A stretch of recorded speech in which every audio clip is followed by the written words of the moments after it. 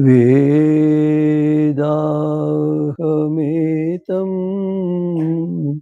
पुरुषं महान्तम् आदित्यवर्णं तमसा परस्तात् तमेव विदित्वा अतिमृत्युमेति नान्यः पन्था विद्यते यनाय। ओम शांति शांति शांति। प्रिय बंधु और मातृशक्ति,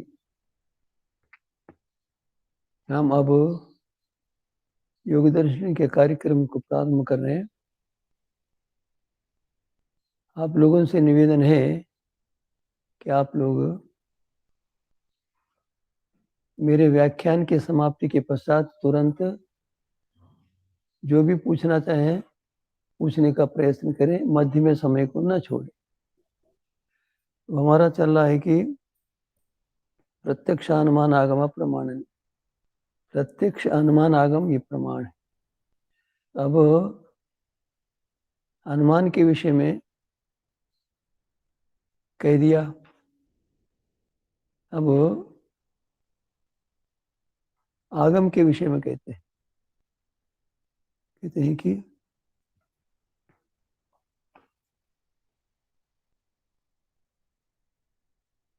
आप्तेन दृष्टो अन्वितो वा अर्थ परत्र स्वबोध संक्रांतये शब्देन उपदिश्यते। आप्तेन आप्त पुरुष के द्वारा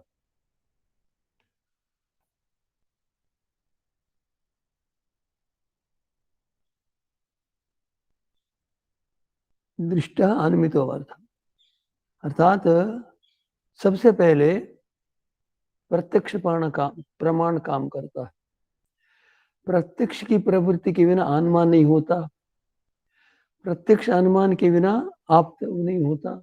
इसीलिए क्रमशः कहते हैं आप्तेन दृष्टो अनुमितो वा, आप्त पुरुषों के द्वारा देखा गया अथवा अनुमान प्रमाण से जाना गया। परत्र स्वबोध संक्रांते, दूसरों को उस ज्ञान को बनाने के लिए, बतलाने के लिए, अपने ज्ञान को दूसरों में संक्रांत करने के लिए, दूसरों को प्राप्त कराने के लिए शब्देन उपदिश्यते, शब्द के द्वारा उस ज्ञान को उपस्थित करता है।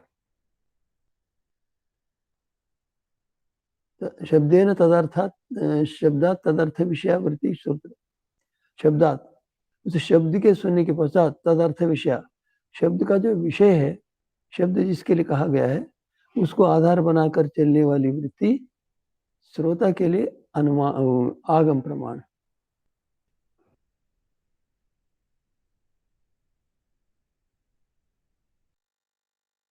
पर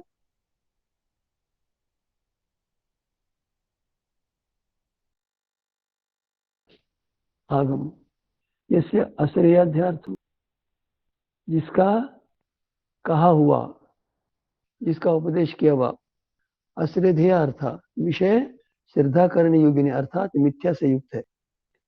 वक्तावा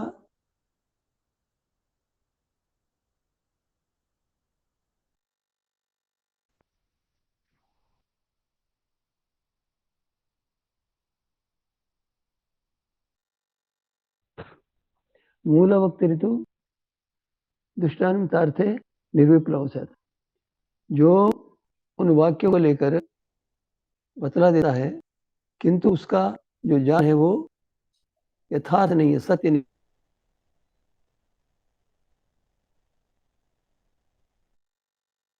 माना नहीं जा सकता। तो उसे जिस वाक्य को बतला दिया है वेद या शास्त्र का, वो प्रामाणिक, वो अखंडित होता। अब इस पर थोड़ा सा विचार करते हैं।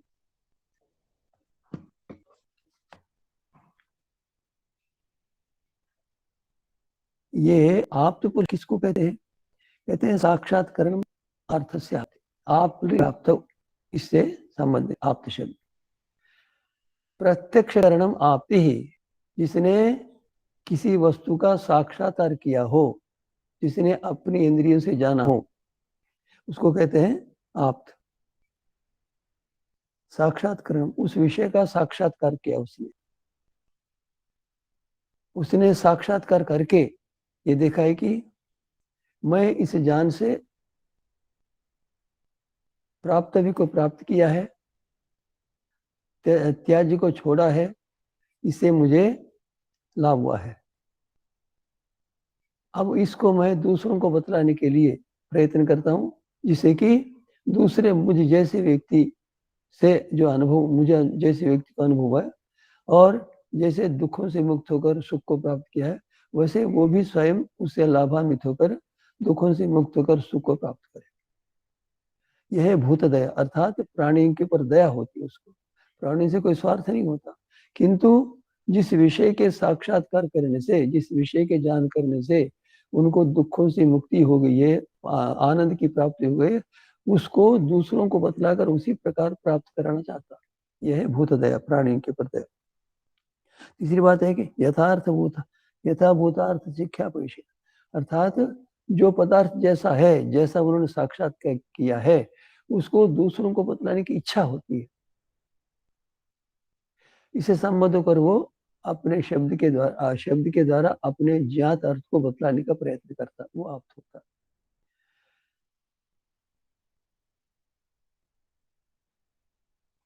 क्यों? अनवबुद्धो व अनवबुद्धों का उपदेश से, अवबुद्धों अर्थात जो जिनको जान नहीं है, वो इस उपदेष्टा के उपदेश से लाभान्वित होते हैं। इस उपदेष्टा के उपदेश से, उपदेश के बिना उस पदार्थ को जान नहीं सकते, इसीलिए उनका उपदेश आवश्यक है।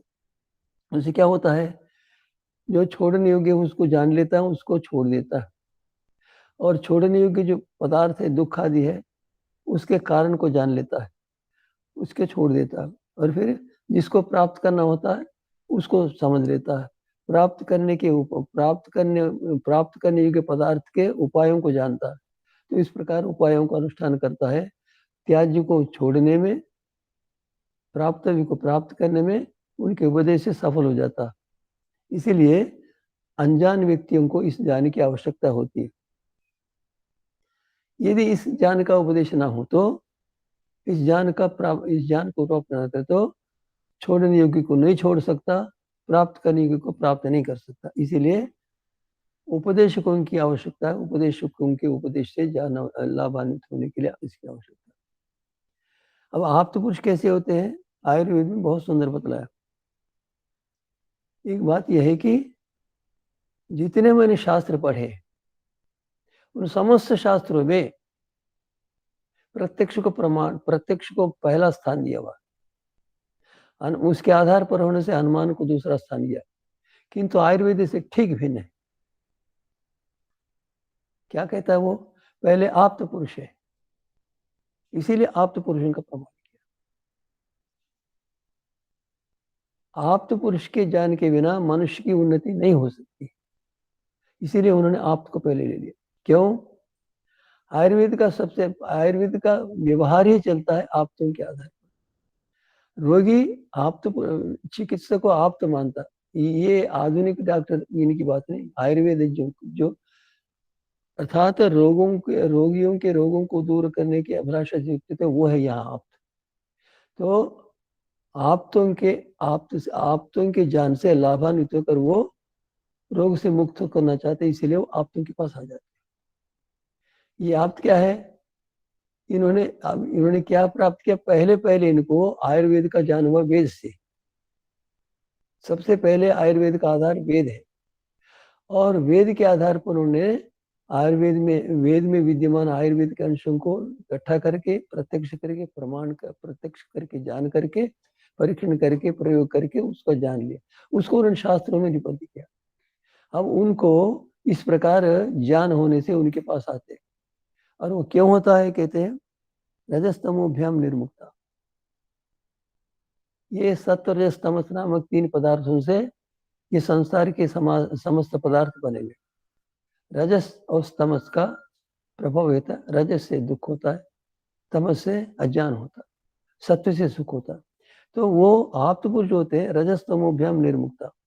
रजस से तमस से मुक्त हो गए, अर्थात रजोवृत्ति का तमोवृत्ति का उनके ऊपर प्रभाव नहीं, उससे मुक्त हो गए।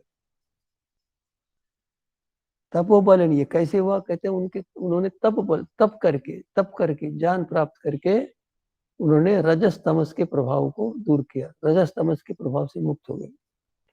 येषाम त्रिकालम अमलम ज्ञानम, उनका ज्ञान 3 काल में अमल होता, अर्थात उनका ज्ञान मल से रहित होता, अज्ञान से रहित होता।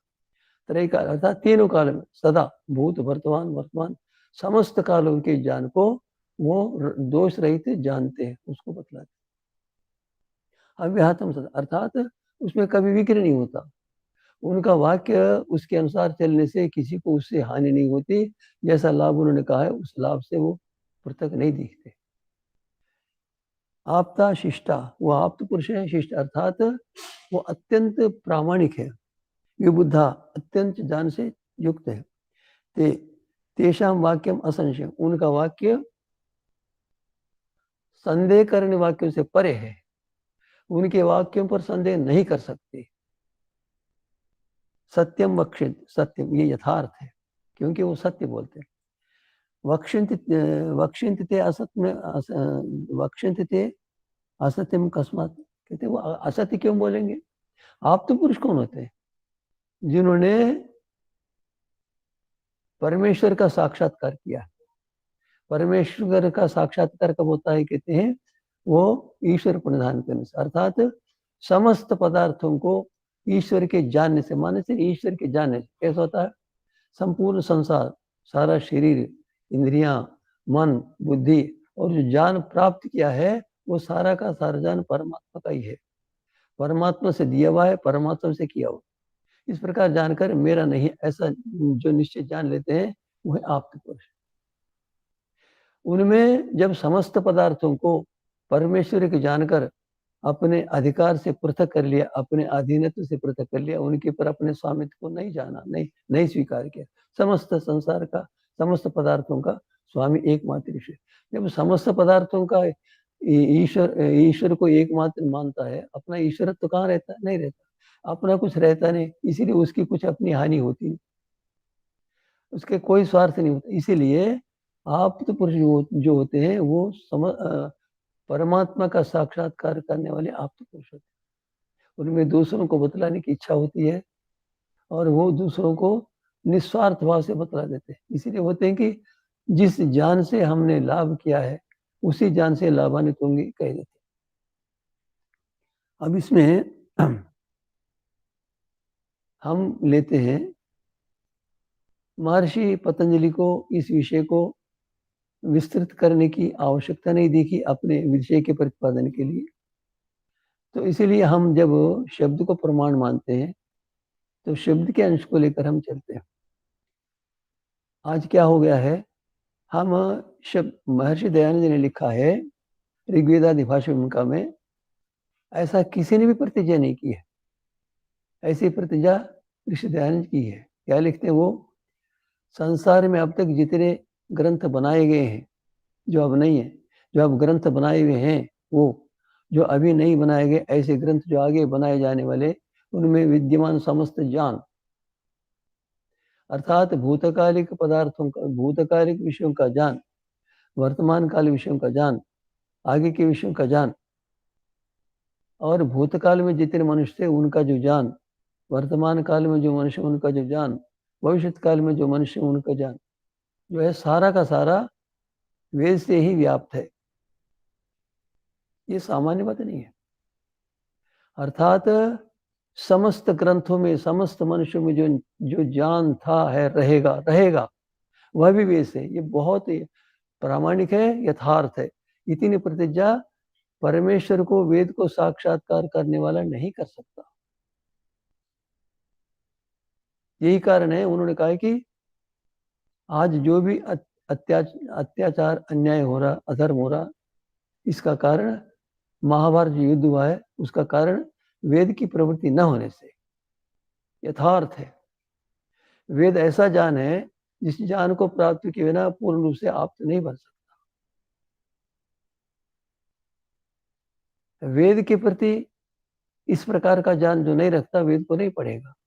और वेद में जो तीनों काल में समस्त मनुष्यों को एक प्रकार से लाभ होने वाला जो ज्ञान है, यथार्थ ज्ञान, सत्य है, उसको नहीं जान सकता।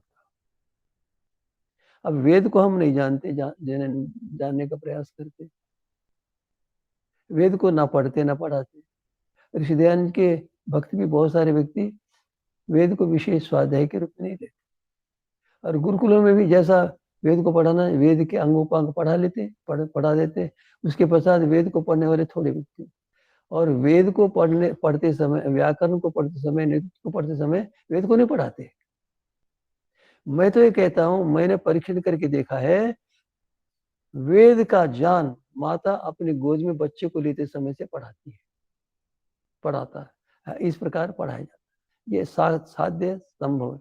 और हम इस प्रकार वेद को न जाने से उत्कृष्ट मानवों का निर्माण नहीं कर पा रहे, नहीं कर पाएंगे।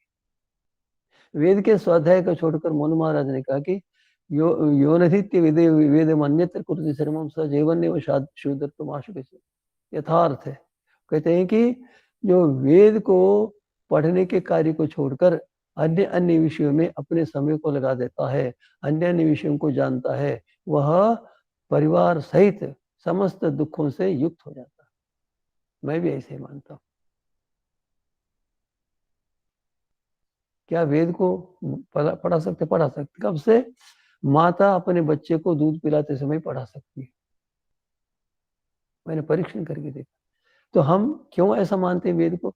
वेद के एक देश को हमने करके देखा है, वेद के एक देश को हमने पढ़कर देखा है, लोगों को बतला कर देखा, व्यवहार में देखा है, असामान्य जन है। एक बात बतला देता हूं, अथर्ववेद का एक मंत्र का खंड है, माता भूमि पुत्र अहम पृथ्वी। इसको सामान्य रूप से मैं सबसे पहले उदाहरण के रूप में इसी को प्रस्तुत करता हूं। 4 गांव के 4 सरपंच हैं और निधि को केंद्र से लाते समय ये सोचते हैं कि हमारे गांव को अधिक निधि मिले, हमारे गांव को अधिक निधि मिले, अधिक निधि मिले। ये ठीक है, होता भी है। किंतु यदि चारों गांव के एक ही व्यक्ति को सरपंच बना दे, तब क्या सोचेगा? चारों गांवों को समान समान निधि चाहेगा। इसी प्रकार जो समस्त मानवों के साथ प्रेम करना चाहेगा, उसके लिए वेद को प्रमाण मानना पड़ेगा, ईश्वर को प्रमाण मानना। वेद में शिक्षा, अर्थात माता भूमि, मैं माता को भूमि मानता हूं। पुत्र अहम पृथ्वी, मैं पुत्र हूं। किसका? पृथ्वी का पुत्र। मैं केवल आर्यवर्त का पुत्र नहीं, तेलंगाना का पुत्र नहीं, कामारेड्डी का पुत्र नहीं, गांव का पुत्र नहीं, मेरी माता का पुत्र नहीं, मैं तो समस्त संसार का पुत्र हूं। माता भूमि, पुत्र अहम पृथ्वी। लोग कहते हैं वेद समझ में आता। वेद ही समझ में आता है आपको? सबसे पहले वेद समझ में आता।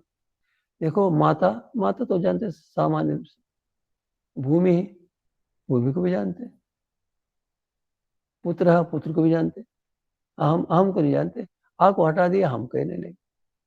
हम जो बोलते संस्कृत का अहम है भाई। माता भूमि पुत्र अहम पृथ्वी, मैं पृथ्वी का पुत्र हूं, किसी एक प्रांत का नहीं। ये बतलाइए किस व्यक्ति के लिए हानि करने वाला, कौन सा व्यक्ति इसको नहीं मानेगा? व्यवहार करके देखकर, परीक्षण करके देखकर बताइए। सब मनुष्यों को माना, सारे के सारे मनुष्यों का ऐसा ही मानना पड़ेगा। यदि संसार में शांति को चाहते तो इसको अपनाना पड़ेगा। ये वेद का सिद्धांत है। यदि संसार के लोगों को वेद का सिद्धांत समझ में आ जाए, संसार में अतिशीघ्र शांति की व्याप्ति हो सकती है। अच्छा, दूसरा ये भी है कि एक वेद मंत्र आता है, तुम ही ना पिता वसो तुम माता शतकर तो भोग।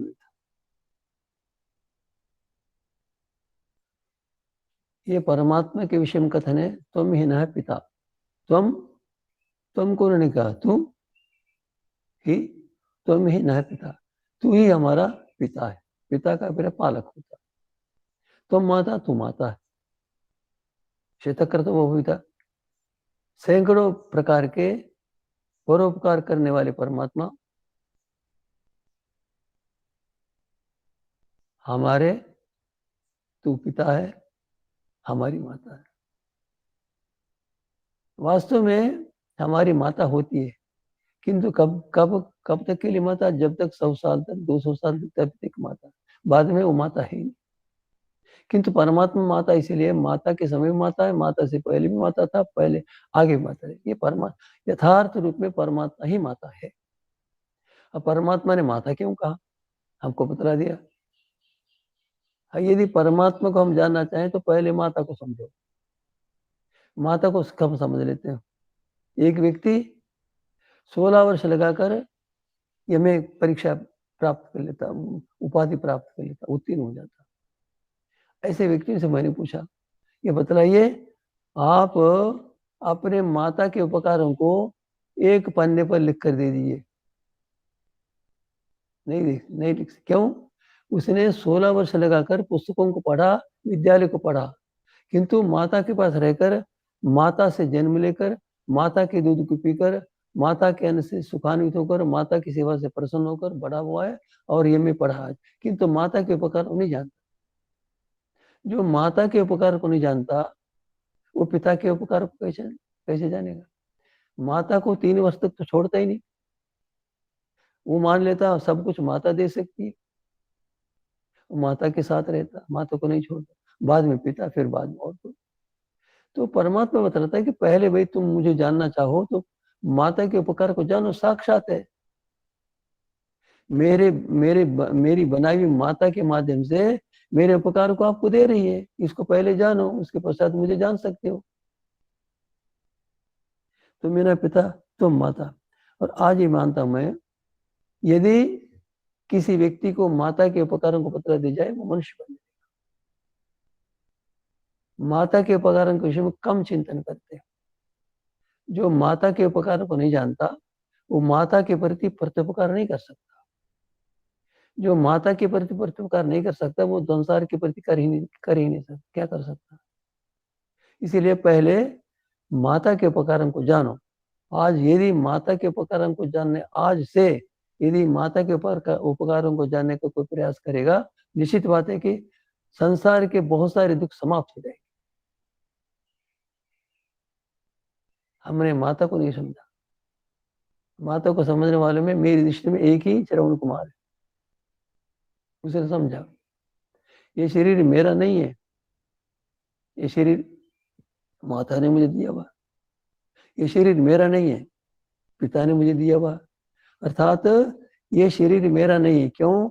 कि मैंने उत्पन्न नहीं किया, और जिन्होंने उत्पन्न किया उन्हीं का है। मेरी माता का ये शरीर, मेरे पिता का, उन्हीं को अधिकार है इस पर, इससे लाभ लेने का, इससे प्रत्युपकार लेने का उनका, इस पर अधिकार उन्हीं का, मेरा अधिकार नहीं। इसीलिए अपने अधिकार को छोड़ दिया, माता पिता की आज्ञा के लिए जीवन अर्पित कर दिया। ये सत्य ज्ञान है, यथार्थ ज्ञान है। श्रवण कुमार ने इस मंत्र के अर्थ को यथार्थ साक्षात करके ऐसा हमें माना। तो हम परमेश्वर को छोड़िए, पहले माता के उपकारों को जाने। माता के उपकारों को जानते जानते हमको स्वीकार करना पड़ेगा, माता भी उपकार करते हमारे, परमात्मा के उपकार से उपकृत होकर माता है। इस प्रकार परमात्मा के उपकारों का हमको ज्ञान होने लगा।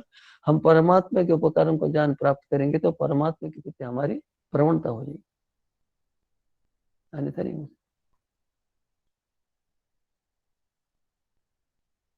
अब देखो, परमात्मा का कैसे होगा? परमात्मा ने संसार बनाया, संसार में अनेक प्रकार के पदार्थ बनाए और मनुष्यों को बनाया। मनुष्यों की जीवित रहने के लिए, सुख को प्राप्त करने के लिए विभिन्न प्रकार के पदार्थ बनाए, और मनुष्यों के स्वास्थ्य की रक्षा के लिए अनेक प्रकार की औषधि बनाई। परमात्मा ने कितना कितना उपकार किया होगा हमको, हमारी बुद्धि से परे की बात है। जो भी संसार में परमात्मा ने बनाया है, वो संसार के प्राणियों के लिए, अपने लिए नहीं। कैसे? क्यों? कैसे माने? वेद में लिखा है, यो भूतंच भव्यम च सर्वम ईश्वर यश केवल। परमात्मा ईश्वर यश केवलम, अर्थात परमात्मा केवल आनंद स्वरूप ही है। परमात्मा को कहना चाहे तो क्या कहेंगे? आनंद है। आनंदम ब्रह्मेति व्याज्ञान, अर्थात परमात्मा आनंद ही है। यदि हम परमात्मा के आनंद को जान लें तो परमात्मा के प्रति हमारा आकर्षण होगा। जो परमात्मा के प्रति इस प्रकार का ज्ञान प्राप्त करेगा वो परमात्मा जैसे कर्म करेगा। परमात्मा किसी का अपकार नहीं चाहता, क्योंकि उसके पास अपकार करने की आवश्यकता क्या है। जो उसका अपकार करे उसका प्रति अपकार कर सकता है, किंतु परमात्मा किसी का अपकार नहीं करता, सभी का उपकार करता है। इसीलिए परमात्मा के समान वो भी उपकार करेगा। ऐसा उदाहरण हमको दिखेगा ऋषि दयानंद जी में। हम योग दर्शन पढ़ रहे हैं। परमात्मा को प्राप्त करने के लिए महर्षि पतंजलि ने, महर्षि व्यास ने जो ज्ञान दिया है उसी के आधार पर हम कर। हमारा शब्द ज्ञान है, श्रवण ज्ञान है, मनन ज्ञान नहीं है। मनन ज्ञान के पश्चात निधिध्यासन का ज्ञान होता है, वो भी नहीं, साक्षात्कार तो हो ही नहीं। तो हम परमात्मा को जब जान लेंगे तो किसी का अपकार नहीं करेंगे, अपकार की तो बात सोच ही नहीं सकते। तो कैसा, मैं बतला देता हूं। जो परमात्मा को जानता है, अपकार करने वाला का भी अपकार नहीं होता, ये उसका लक्षण है। ये कि उदाहरण स्वामी दयानंद से हमारे जीवन के लिए बहुत सारे उदाहरण, ऐसे उदाहरण मुझे कहीं अन्यत्र नहीं मिले। विष देने वाले को ये कहकर तू जगन्नाथ यहाँ से चला जा, मेरे भक्तों को पता चला कि तूने विष दिया है, तुझे दंडित करेंगे, तुझे हिंसित करेंगे, तुझे दुख होगा, तू बच जा यहाँ से। ये आश्चर्य की बात है। स्वामी जी के प्राणांत करे, स्वामी जी की इच्छा थी कि 1 वर्ष तक यदि मैं जीवित रहूं तो चारों वेदों का पूरा भाष्य हो जाएगा। तो ऋषि दयानंद जी ने परमात्मा के वेद ज्ञान को प्रकाशित करने के लिए जीवन लगाया। विष देने वाले देते रहे, अंत में शरीर छूट गया। उसके पश्चात भी विष देने वाले के प्रति प्रतिक्रिया नहीं की, 250 रुपये देकर का तू यहाँ से चला जाए, नेपाल चला। क्या है ये? जो परमात्मा को जानता है वो ऐसी स्थिति में आता है, और परमात्मा को जानने के लिए परमात्मा से भिन्न का ज्ञान काम नहीं कर सकता जितना परमात्मा का ज्ञान प्राप्त करता है। और परमात्मा के ज्ञान से युक्त व्यक्ति अपने ज्ञान को मिलाते तो ठीक वो प्रमाण, अर्थात वेद स्वतः प्रमाण है, निर्भ्रांत ज्ञान है। वेद को हम पढ़ना कम कर दिया, और वेद से ज्ञान लेकर ऋषियों ने अपने ज्ञान को परीक्षण करके वो करके प्राप्त करके दर्शन बना, वो सारे के सारे वेद के समान है। किंतु कहीं कहीं भ्रांति हो तो वेद के विरुद्ध हो तो छोड़ सकते हैं।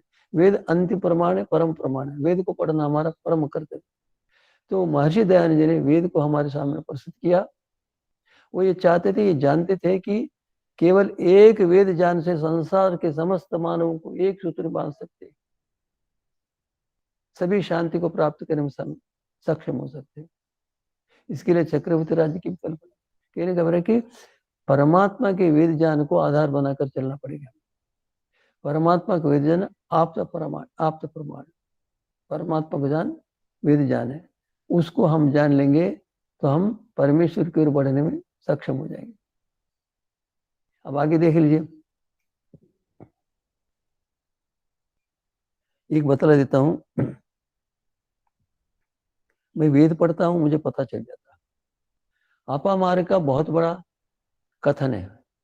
अपामार्ग एक औषधि होती है, उससे क्या होता है, उसको विधि विधान से लाकर पीस करके जल में मिलाकर पी लेगा, विष का प्रभाव दूर हो जाएगा, विष से बच सकता है। शरीर में विष अपने आप उत्पन्न होते रहते हैं, विषयों से बचने के लिए अपमार्ग का रस पी लो एक बार। इस प्रकार बहुत सारी बातें। एक और बता देता हूँ, वेद मंत्र बता है विषय हन्मिते विषय, मैं ब्रह्मचारी को बता देता हूँ। ये कहता है कि है मैं विष के द्वारा तेरे विष को समाप्त करता हूँ। सर्प सभी कुछ सर्पों में विष रहता है, तो अब उस विष को लेकर उसको दे दिया जाए तो उसका विष समाप्त हो जाएगा। इसी सिद्धांत के आधार पर आज का होम्योपैथी चिकित्सा का प्रवर्तन हुआ है, नहीं जानते आप। उसको सीधा वेद से जानो, वेद के द्वारा बतलाए हुए, वेद को पढ़कर बतलाने वालों के द्वारा जानो। इस प्रकार मैं देखता हूं कि वेदों में असामान्य ज्ञान है। वेदों में जितना ज्ञान मुझे प्राप्त हुआ है उतना ज्ञान किसी से प्राप्त नहीं, आंशिक हुआ है, और वो भी वेदों का ज्ञान। कहने का अभिप्राय कि हम वेद को परम प्रमाण माने। कैसे करें? हम आप्त प्रमाण को आधार मानकर क्या करते हैं? साधना करते हैं। क्या करते हैं? ओम खम ब्रह्म, ओम प्रतिष्ठा।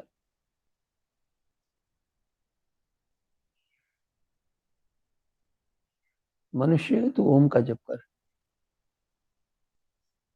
तो हम परमात्मा के ओम नाम का जप लेकर उसका प्रयोग करते हैं। परमात्मा के शब्द ओम को लेकर, परमात्मा के नाम ओम को लेकर परमात्मा को प्राप्त करने के लिए उसी का चिंतन करते हैं। तस्य वाचक प्रणव, उसको कहने वाला। जैसे किसी का नाम होता है वैसे ही वो प्रणव नाम है उसका। वाचेश्वर, वो जो ओम जिसको कहता है वो शब्द वो है परमेश्वर। तजब सदार्थ भावना, इस ओम को लेकर उसके अर्थ का चिंतन करें, परमात्मा के स्वरूप का चिंतन करें। परमात्मा का स्वरूप कहाँ दिखेगा आपको? वेद में दिखेगा। सामान्य बात नहीं है। परमेश्वर के स्वरूप का वर्णन वेदों में जैसा मिलता अन्यत्र मिल ही नहीं सकता, मिलता ही नहीं।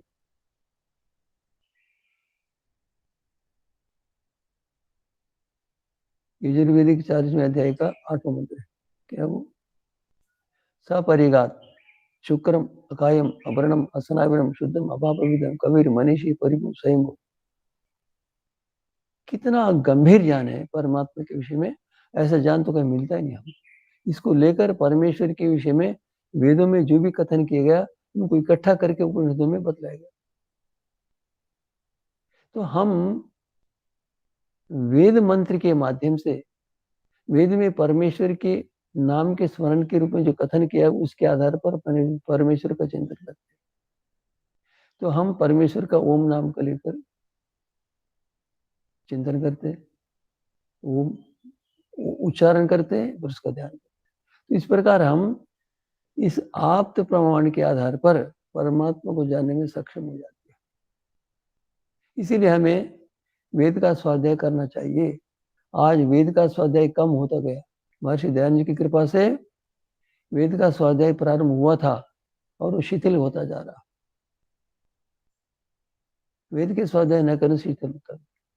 इसीलिए हमें वेद को परम प्रमाण माने। वेद सदा हमारे हाथ में रहना चाहिए, वेद को पढ़ते रहना चाहिए। यदि हम ऐसा करते रहेंगे तो वेद से हमको इतना ज्ञान होगा कि हम मोक्ष को प्राप्त करने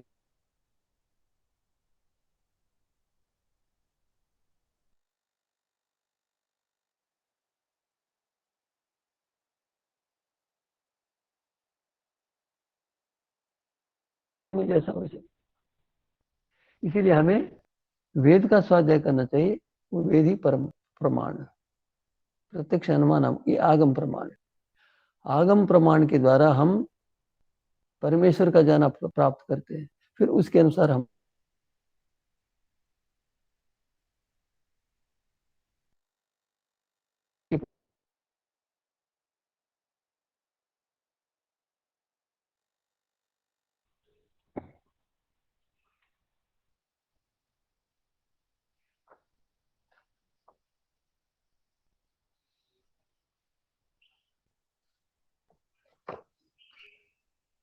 विपर्य मिथ्याज्ञान अतदुपदेशम।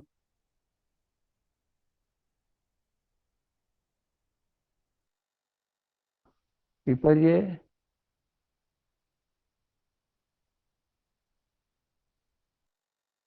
पहली पहली वृत्ति प्रमाण समाप्त हो गई। अब दूसरी वृत्ति है विपर्य। विपर्य का अर्थ होता है विपर्य। आप संस्कृत भाषा जब तक नहीं पढ़ेंगे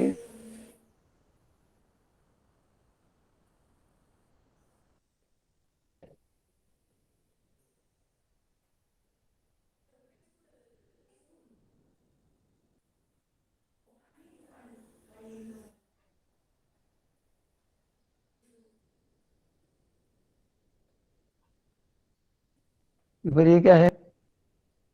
आप संस्कृत पढ़कर जितना ज्ञान प्राप्त कर सकते हैं अन्य भाषा पढ़कर उतना ज्ञान प्राप्त कर ही नहीं सकते।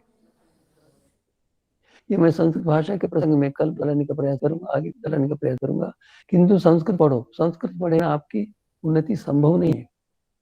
बहुत प्रकार से उन्नति कर सकते, किंतु थोड़े समय में आप अनुपम अर्थात कहने योग्य इतना विस्तृत ज्ञान प्राप्त होगा, वो और प्रकार से नहीं होगा, संस्कृत भाषा से होगा।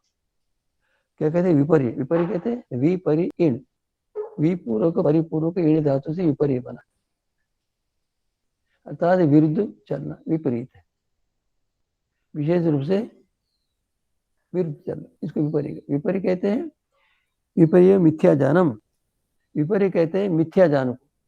मिथ्या ज्ञान किसको कहते हैं? अतद्रूप प्रतिष्ठा, अर्थात जो पदार्थ जैसा है उसको न जानकर दूसरे प्रकार का ज्ञान प्राप्त होता है, उसको कहते हैं मिथ्या, अतद्रूप प्रतिष्ठा। अर्थात जैसा किसी ने रस्सी को देखा और डर गया, क्या मानकर? सर्प मानकर। क्या रस्सी को देखने के पश्चात जो सर्प मान लिया वो क्या हुआ? विपर्य। अर्थात रस्सी का ज्ञान ना हुआ, सर्प का ज्ञान होगा, वो उसके में विद्यमान नहीं है। वो रस्सी में सर्प का स्वरूप विद्यमान नहीं है, ऐसा समझ, इसको विपरीत ज्ञान ज्ञान तो होगा, विपरीत ज्ञान।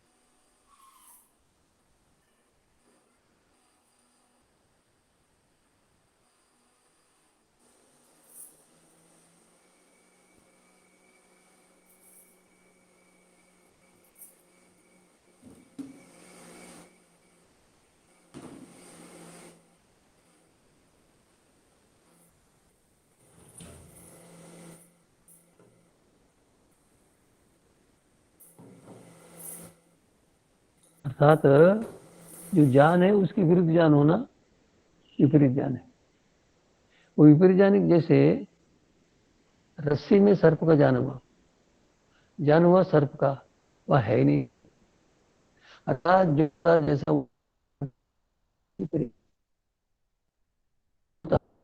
विरुद्ध ज्ञान होता है, तो उसको कहते हैं मिथ्या ज्ञानम, विपरीत ज्ञान को कहते हैं। और उसका जो पदार्थ है उसमें वो पदार्थ उसमें है नहीं, इसलिए मिथ्या ज्ञान कहते हैं। अब इसको देखिए क्या कहते हैं।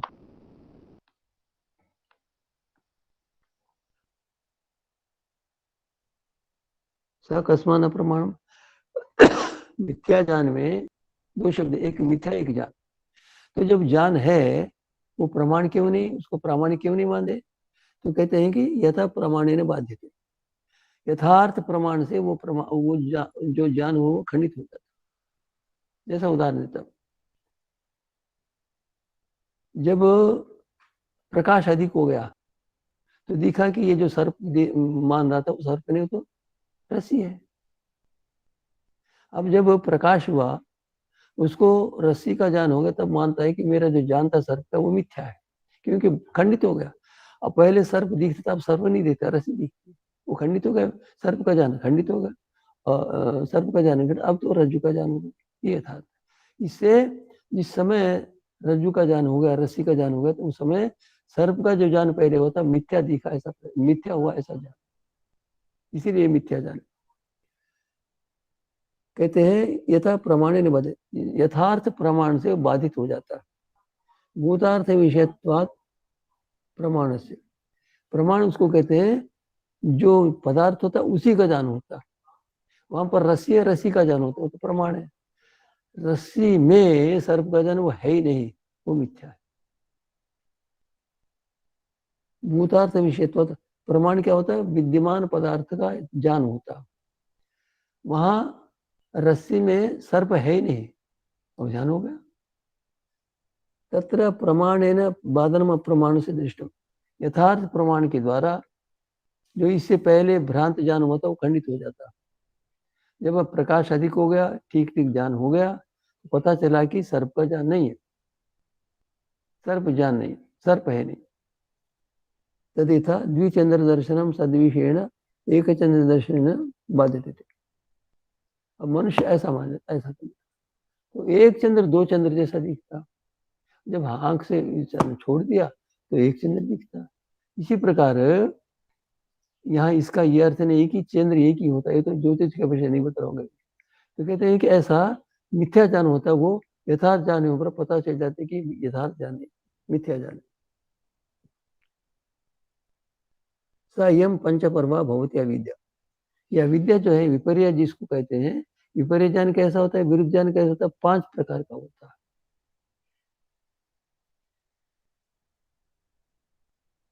अविद्या, अस्मिता, राग, द्वेष, अभिनिवेश, इनको क्लेश में कहा, ये मिथ्या ज्ञान है।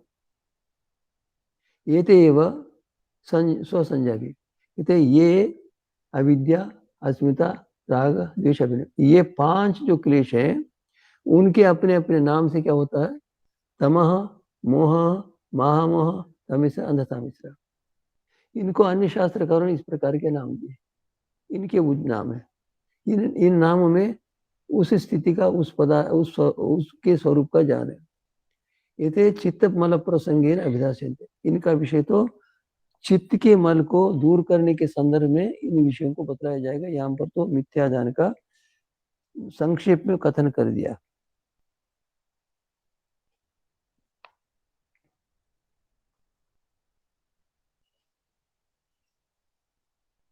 शब्द ज्ञानानुपाति वस्तु शून्य विकल्प, कहते हैं कि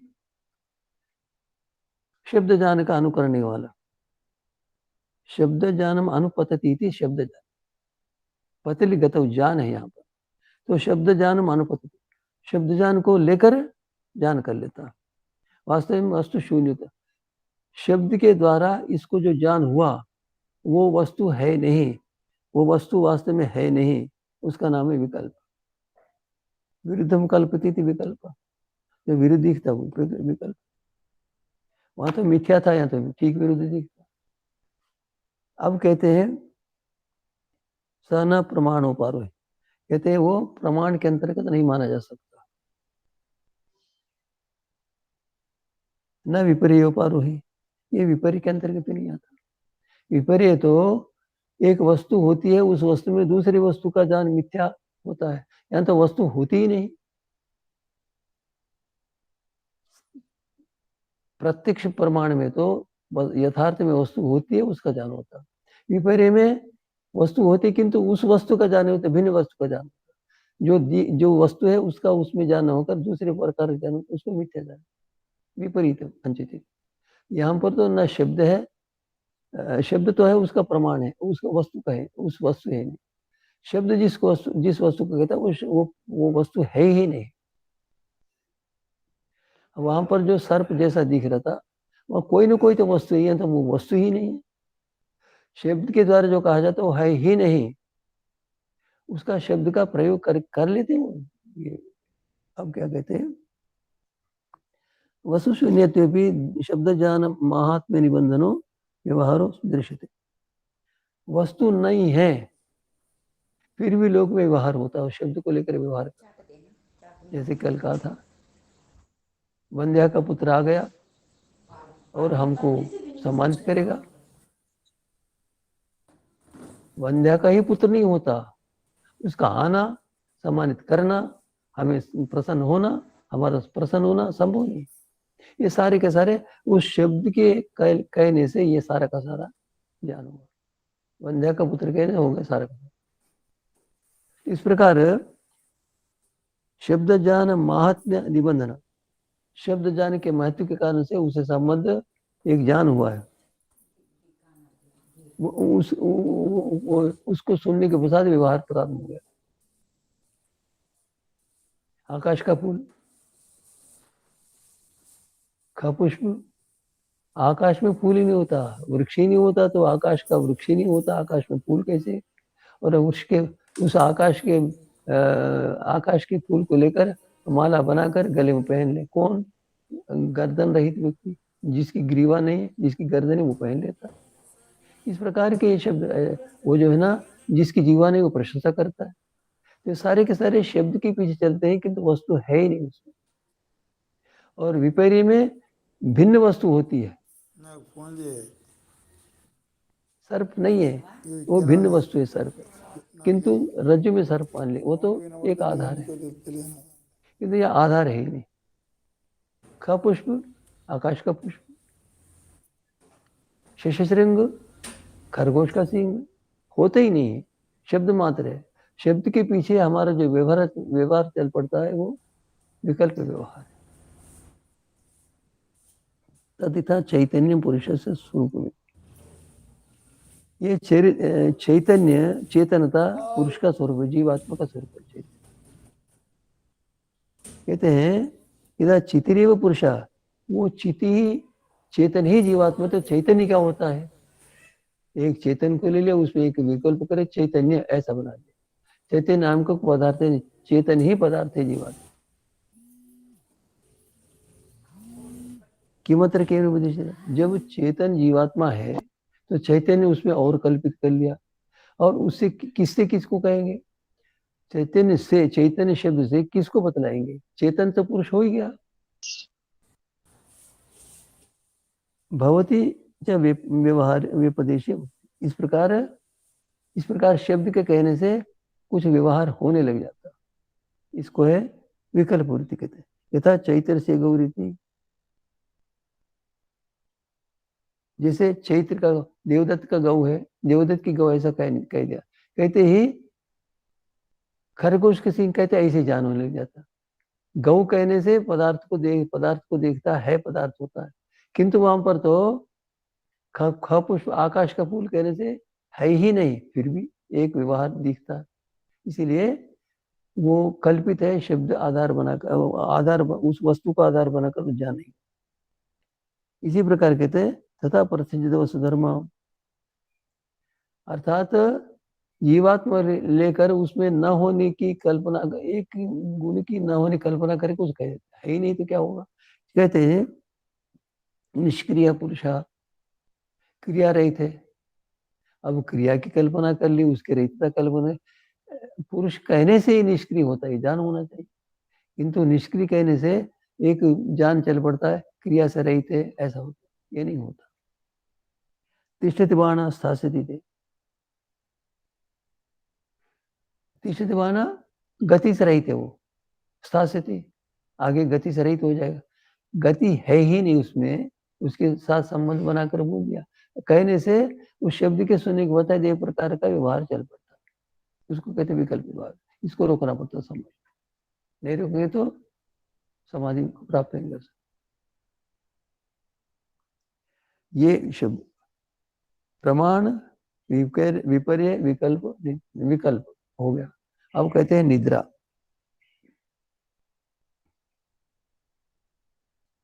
अभाव प्रत्यालंबना करती निद्रा, अभाव प्रत्यालंबन, अभाव अर्थात किसी प्रकार के ज्ञान का आधार नहीं, उसको आलम्बन करके चलने का ज्ञान, उसको निद्रा कहते हैं। जैसे कहते हैं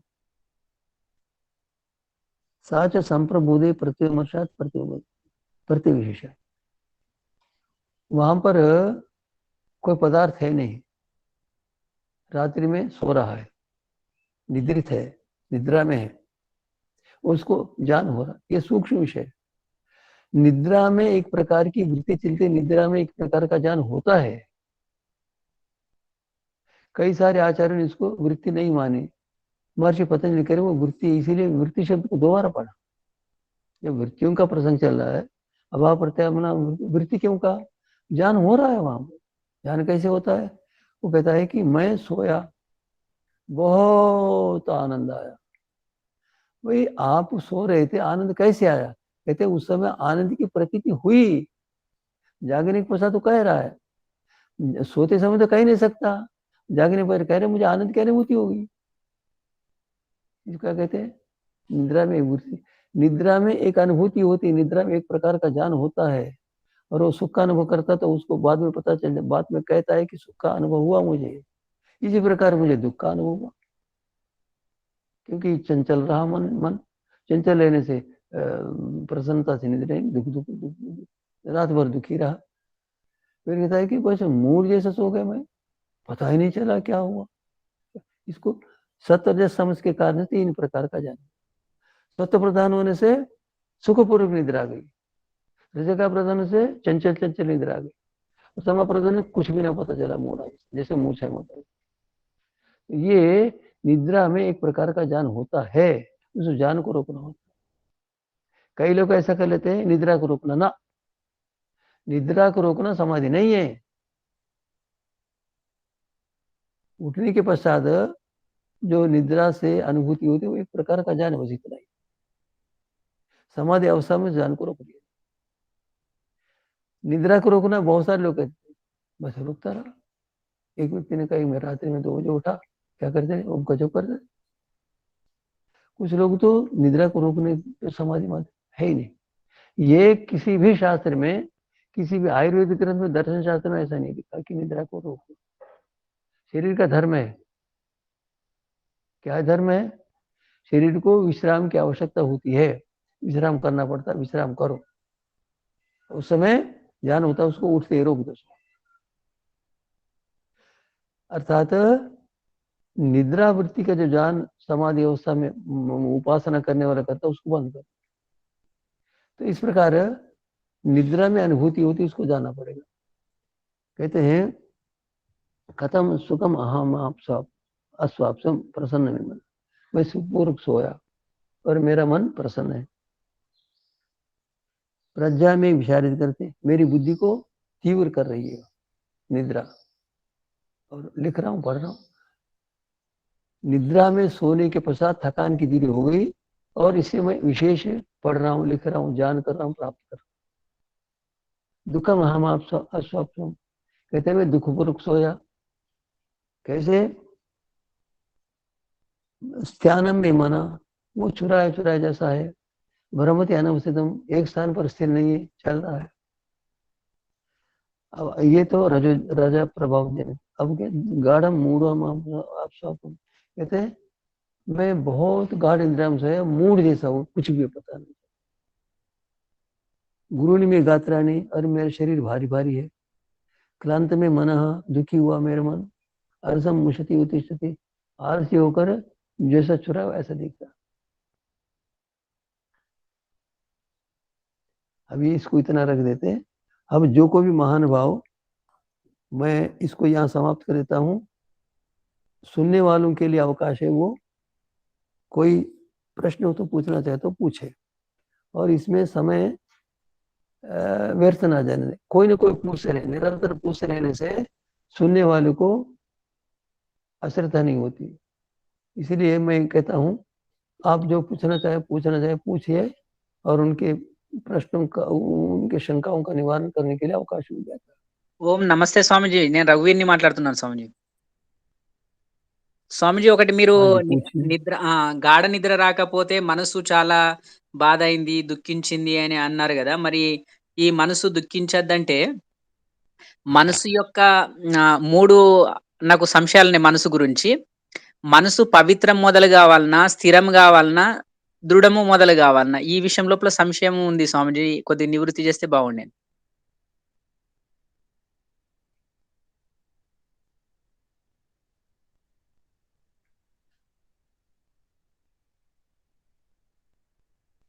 స్వామిజీ, ప్రశ్న వినబడ్డదా స్వామిజీ? చెప్పండి. మీరు ఇప్పుడు ఈ యంత్రం సరిగా పనిచేయలేదు, చెప్పండి. సరే స్వామిజీ. ఇప్పుడు నిద్ర అనుభూతి అనుభవించొచ్చు అని అన్నారు కదా. నిద్రలో కూడా పరమాత్ముని యొక్క సుఖాన్ని అనుభవిస్తారని అన్నారు. గాఢ నిద్ర ద్వారా దాంట్లో కూడా కొన్ని విఘ్నాలు ఉంటాయి, దుఃఖము మరియు మనసు బాధ, కష్టము అనే రకంగా అన్నారు కదా. అయితే ఇందులో నాకు మానసిక కొన్ని సంశయాలు ఉన్నాయి మనసు సంబంధించి. మనసు పవిత్రంగా ఫస్ట్ ఉండాలనా, లేదా స్థిరంగా ఉండాలనా, దృఢంగా ఉండాలనా? దీని ప్రక్రియ ఏంటి అనేది మనసు యొక్క విషయం తెలుసుకుందామని. ఒకటి ఏంటంటే, ఇలాంటి సరిగ్గా మనము ఆరోగ్య నియమాలను పాటిస్తే జీ పూర్తిగా సుఖ నిద్ర వస్తుంది. ఎప్పుడంటే మనం భోజనానికి ముందు నిద్రకు ముందు 2 గంటలు భోజనం చేయాలి. జీ భోజనం సమాప్తం కావాలి, 8:45 గంటలు నిద్రించాలి. జీ అప్పటి నుండి దాదాపు 4 గంటల వరకు 3:30 వరకు వయసును బట్టి కొంచెం తక్కువ నిద్ర ఉంటుంది. పెద్ద వయసులో చిన్న వయసులో ఎక్కువ నిద్ర. అయితే ఆ నిద్ర సమాప్తం పూర్తి కాగానే ఒక విధంగా చూస్తే పూర్తిగా శరీరం అలసిపోయి ఉంటే, ఆరోగ్య లక్షణాలు దాంట్లో ఉంటే, ఆరోగ్యం సరిగ్గా ఉంటే, శరీరం సరిగ్గా ఆరోగ్యంగా ఉంటే అప్పుడు సరైన నిద్ర వస్తుంది. దాన్ని సాత్విక నిద్ర అంటారు. ఆ తర్వాత మనం సరిగ్గా చంచలంగా ఉంటే ఏదో వ్యాపారము, ఏదో వ్యవసాయము, ఏదో రాజనీతి, ఏదో ఎన్నిక, ఏదో మనకి అనుకుంటుంటే మనసు తిరుగుతూ ఉంటే మనం దాన్ని అప్పుడు ఆ దాని ప్రభావం వల్ల ఏమవుతుంటే మన శరీరానికి సరైన నిద్ర లభిస్తుంది.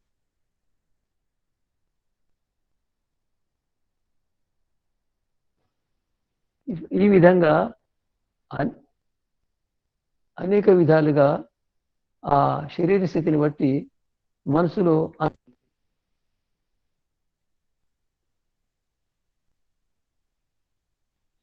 సౌండ్ వస్తలేదండి. చెప్పండి. చాలా సంతోషం స్వామిజీ, ధన్యవాదాలు. చెప్పండి. చెప్పండి స్వామీజీ. నమస్తే స్వామీజీ. శుభం. చెప్పండి అమ్మా. స్వామీజీ, ఇప్పుడు నిద్ర పట్టడానికి అప్పుడు తమో గుణం బాగా ప్రధానంగా ఉండాలి కదా స్వామీజీ? అవును. తమో గుణం ప్రధానంగా ఉండాలంటే ఇప్పుడు మనం ఉదయం నుంచి చేసే కార్యక్రమాలు సత్వగుణ ప్రధానంగా చేస్తుంటే అప్పుడు తమో గుణం లేదనుకోండి, అప్పుడు కూడా నిద్ర పట్టదా? నిద్ర పట్టదు. అంటే అప్పుడు అంటే మనం నిద్రించడానికి ముందు తమో గుణం ఉండాలి. మనం తమో గుణం తేవాలి. ఆలోచించడం పక్కకు పెట్టేసేయాలి, బాధపడడం తక్కువ పెట్టేది పక్కకు. అప్పుడు అది తమో గుణం వస్తుంది. ఆలోచించడం పక్కకు పెట్టేది, అప్పుడు తమో గుణం వస్తుంది. అంటే దినవంతం మనం తమో గుణంతో పని చేయకూడదు. ఇప్పుడు సత్వగుణం ప్రధానంగా ఉన్నాము, ఉదయం నుంచి రాత్రి పడుకునేంత వరకు ఆహారము అలానే ఉన్నది, అప్పుడు కూడా నిద్ర రావట్లేదు. తమో గుణం రావాలంటే ఎలా చేస్తాం? సత్వగుణంతోనే ఆలోచిస్తున్నాం కదా. అవును, కానీ తమో గుణం రావాలనుకుంటే మనం ఆలోచించడం ఆపేసేయాలి, శరీరం శిథిలం చేసేయాలి, బస్ తమో గుణం వస్తుంది. స్వామీజీ చెప్పండి. ధన్యవాదాలు స్వామీజీ. ఇంకొక ప్రశ్న స్వామీజీ, చెప్పండి. आप्त पद का साधारण अर्थ है वस्तु का यथार्थ ज्ञाता. సాధారణ అర్థ వస్తుక యథార్థ జ్ఞాత అన్నారు. విశేష అర్థం ఏమైనా ఉన్నదా? ఒకవేళ ఉంటే ఇప్పుడు గురువు ఆప్తుడు అవుతాడా, ఆప్తుడు గురువు అవుతారా, గురువుగా స్వీకరించవచ్చా, ఎట్లా అని?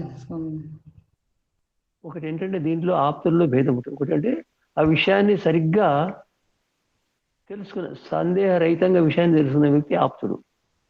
అయితే అది ప్రజలకు నేను అదే విధంగా నేర్పాలనే పవిత్రమైన భావన ఉండాలి, దాని కొరకు ప్రవృత్తి కావాలి, అది ముఖ్యం. కొందరు విషయం తెలుసుకుంటారు, గణితం తెలుసుకుంటారు, నాకు డబ్బులు ఇస్తే చదివిస్తే లేకపోతే లేదంటారు. అప్పుడు చెప్పండి, అతడు ఆ గణిత విషయంలో ఆప్తుడే. కానీ ప్రజలకు నేను నా దుఃఖం ద్వారా ఏ విధంగా సుఖాన్ని అనుభవిస్తున్నానో దుఃఖం దూరం చేసి అదే విధంగా వీరికి కావాలని కోరిక ఉండాలి, దయ ఉండాలి, పరోపకారం కొరకు చేయాలి. అది ఆప్తత్వంలో భేదం. వాస్తవంగా చూస్తే పూర్ణంగా పరమేశ్వరుడు ఆప్తుడు. ఎందుకంటే ఇప్పుడు తల్లి అంటే తల్లి, ఈ తల్లి కానీ నిజంగా తల్లి పరమాత్ముడే. మిత్రుడు అంటే మిత్రుడే, కానీ భగవంతుడు యథార్థ మిత్రుడు. భగవంతుడు ఎవరు ఉన్నారు కాబట్టి భగవంతుడే పూర్ణ ఆప్తుడు, మిగతా వాళ్ళు ఆప్తులు, ఆంశికంగా ఆప్తులు. అది కూడా దాంట్లో పరోపకార భావన ఉంటే విదేశీ లేకపోతే. చెప్పండి. ఓం ఓం. స్వామీజీ కొంచెం వినపడలేదు, చెప్పండి. మళ్ళీ చెప్పండి. అయితే చివరిగా మీరు చెప్పింది వినపడలేదు. అయితే ఒకటి ఏంటంటే గణితము నేర్చుకునే వ్యక్తి గణితంలో సందేహం లేకుండా చెప్పగలుగుతాడు, ఆ విషయంలో నిపుణుడు. అతనికి ఆ విషయంలో సందేహం లేదు, కానీ అతడు ఆ విషయంలో అంతవరకే ఆపుతాడు. కానీ అతడు ఆ విద్య ద్వారా ఇతరులకు లాభం కావాలని కోరిక ఉన్నప్పుడు అతడు డబ్బులు లేకుండా కూడా చెప్పేసేస్తాడు. అది పూర్ణ ఆప్తత్వం. అది పరమాత్మలో పూర్ణ ఆప్తత్వం ఉంటుంది, మనుషుల్లో ఉండదు. గురువు పరమాత్ముడే. గురువు ఆప్తుడు అవుతాడా స్వామీజీ? ఆప్తుడు గురువుగా స్వీకరించవచ్చా? ఇట్లా గురువుని ఆప్తుడిగా స్వీకరించవచ్చు. ఆప్తులు రెండు రకాలు ఉంటుందమ్మా. ఒకటేమో పూర్ణ ఆప్తుడు పరమేశ్వరుడు. స్వామీజీ అతనంత ఆప్తులు ఎవరు ఉంటారు. తల్లి తల్లే, కానీ పరమేశ్వరుడు తల్లి అంత నీ తల్లి కాదు. స్వామీజీ అట్లా అంటే వారికి తెలిసిన జ్ఞానం తెలుసుకున్నారు, వాళ్ళు చెప్తారు, మనం డబ్బులు ఇచ్చి చెప్తారు, లేకపోతే చెప్తారు సామాన్యం. కానీ అది భగవంతుడు లెక్క పరోపకారం కొరకే ప్రభుత్వలే, అంత తాప్తత్వం ఉండదు వాళ్ళు. స్వామీజీ చెప్పండి. ధన్యవాదాలు. శుభం శుభం శుభం. ఓం నమస్తే స్వామిజీ. నమస్తే చెప్పండి స్వామిజీ. విపర్యయము వికల్పము ఇవి ఏవైతున్నాయో నమస్తే స్వామీజీ. ప్రమాణ జ్ఞానముతోనే వాటి యొక్క స్వామిజీ విపర్యయము వికల్పము ఈ రెండు ఉన్నాయి కదా స్వామిజీ. వాటి యొక్క విచక్షణ ఈ ప్రమాణ జ్ఞానం కలిగితేనే అది తెలుస్తుంది కదా స్వామిజీ. అటువంటిప్పుడు అది వేరువేరుగా ఎందుకు మీరు వివరించింది కానీ స్పష్టంగా అర్థం కాలేదు స్వామిజీ. ఏంటంటే మనము ప్రమాణాలను తెలుసుకునేటప్పుడు అది విపర్యమా వికల్పం అది కూడా చూస్తాం. అదే ఇప్పుడు విపర్యము వేరుగా ఇచ్చారు కదా, వేరుగా ఉన్నది కదా. అయితే ఈ ప్రమాణ జ్ఞానం కలిగిన తర్వాతనే ఇది విపర్యయమా వికల్పమా అనే విచక్షణ మనం చేస్తాం. లేదు జ్ఞానాలు అనేక ఒకటేమో మిథ్యాజ్ఞానం, ఒకటి సత్య జ్ఞానం. జ్ఞానం అది ఇది జ్ఞానమే స్వామిజీ. జ్ఞానం పూర్తి జ్ఞానం కాదు, అది అయథార్థ జ్ఞానం. అంటే మిథ్యాజ్ఞానంలో జ్ఞానం ఉన్నది స్వామిజీ. అది పామును చూసి అది దాని వలననే అతనికి జ్ఞానం కలిగింది పాము అని. అతని సంస్కారం చెడుగా ఉన్నాయి కాబట్టి పాము దగ్గర కనిపించింది. ఇప్పుడు చూసింది పామునా తాడునా అనేది తెలుసుకునే ముందు మాత్రం అది ప్రత్యక్ష జ్ఞానం అయితే కలుగుతేనే కదా స్వామిజీ. ప్రత్యక్షం అన్నప్పుడు మళ్ళీ ప్రమాణంలోనే కదా విపర్యం. అదేంటంటే ప్రత్యక్షం అంటే ఇంద్రియాల ద్వారా సరిగ్గా సన్నికష్టం అయితేనే విషయాలకు సన్నికర్షం కాలేదు. సన్నికర్షం కాదు, విపర్య జ్ఞానం ఎట్లా తెలిసింది స్వామిజీ? ఎప్పటి పాము లేకుంటే తాడునా అని అదే ప్రత్యక్షం అయితేనే కదా. ప్రత్యక్షం కాదు, దాన్ని ప్రత్యక్షం అనలేము. ప్రత్యక్షం ప్రయత్నించాలి, దాంట్లో భ్రాంతి కలిగి ఉన్నది, అక్కడ భ్రాంతి మిశ్రితమై ఉన్నది స్వామిజీ ఆ జ్ఞానంలో. స్వామిజీ ఇంకోటి సందేహ జ్ఞానం కూడా ఉంటుంది, అది కూడా మిశ్రితమై ఉంటుంది, అది కూడా ప్రమాణం కాదు. సరే సరే.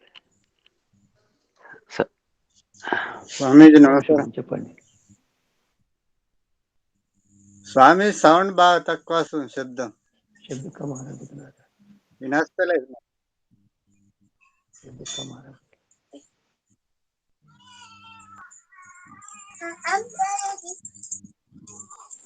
అయితే మాకైతే అందరికి బాగా వస్తుంది, మరి మీకు ఎక్కడన్నా పొరపాటు చూసుకోండి.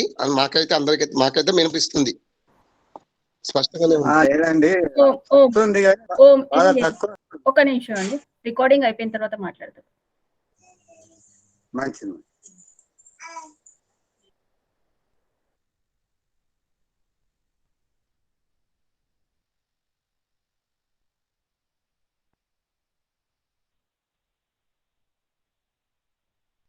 ओम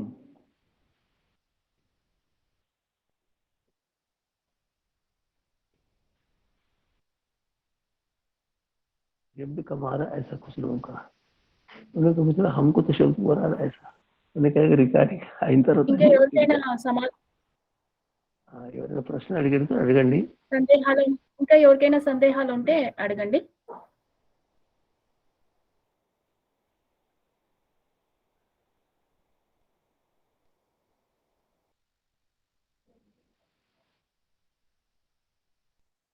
ఎవరైనా సందేహాలు అడుగుతారో అడగండి.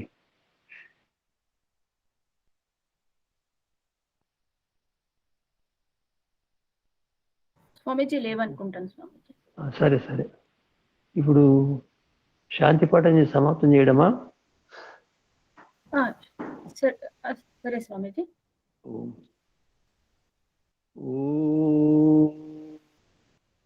द्यौः शान्तिरन्तरिक्षं शान्ति पृथिवी शान्तिरापः शान्तिरोषधयः शान्तिः शान्तिर्विश्वे देवाः शान्तिर्ब्रह्म शान्ति सर्वं शान्तिः शान्तिरेव शान्तिः सा मा शान्तिरेधि